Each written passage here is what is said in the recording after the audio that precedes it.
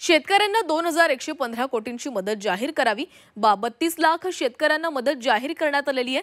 मदत व पुनर्वसन विभागाने हा निर्णय घेतलेला आहे। पीक नुकसानीसाठी 2215 कोटींची मदत घोषित करण्यात आलेली आहे। खरीप 2025 मधील मदतीचा शासनाने निर्णय घेतलेला आहे।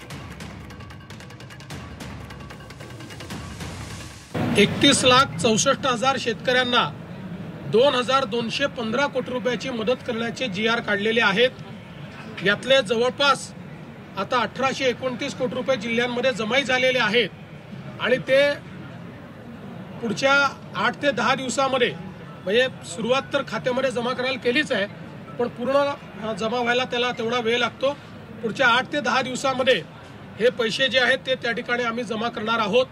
त्यामुळे जवळपास हे 2215 कोटी रुपये हे तर जमा होतीलच, पण यासोबत अद्यापही हे काम थांबलेलं नाहीये, कारण नवनवीन ठिकाणी पाऊस पडतोय, त्या ठिकाणचे पंचनामे करणे आणि त्या ठिकाणी मदत करणे हे आता ऑनगोईंग काम राहणार आहे।